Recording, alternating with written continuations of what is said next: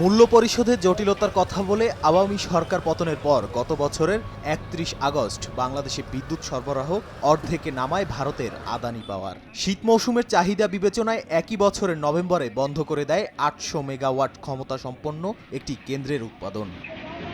তবে বার্তা সংস্থা রয়টার্স এক প্রতিবেদনে দাবি করেছে, গ্রীষ্মের আগে পুরোদমে বিদ্যুৎ সরবরাহের বিষয়ে পিডিবির অনুরোধে সাড়া দিয়েছে আদানি, যা কার্যকর হতে পারে আগামী সপ্তাহের মধ্যে। তবে দাম কমানো এবং কর ছাড়ের মতো বিপিডিবির অনুরোধগুলো প্রত্যাখ্যান করেছে ভারতীয় প্রতিষ্ঠানটি। তথ্যসূত্র হিসেবে গত মঙ্গলবার আদানি পাওয়ার পিডিবির ভার্চুয়াল বৈঠক ও দুজন কর্মকর্তার কথা উল্লেখ করেছে রয়টার্স।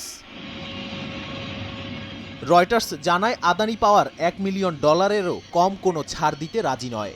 এক্ষেত্রে সমঝোতার বিষয় জানতে বিপিডিবির চেয়ারম্যান রেজাউল করিমের সঙ্গে যোগাযোগ করে বার্তা সংস্থাটি। যোগাযোগ করা হয়েছিল আদানি পাওয়ারের এক মুখপাত্রের সঙ্গেও, তবে তারা কেউই তাৎক্ষণিক মন্তব্য করতে রাজি হননি।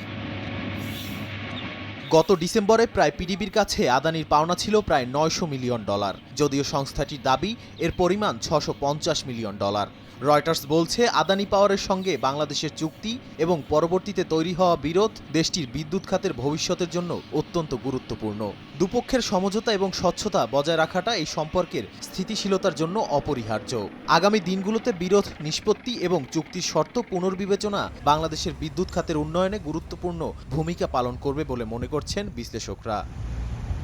নাদিম মারজান, সময় সংবাদ।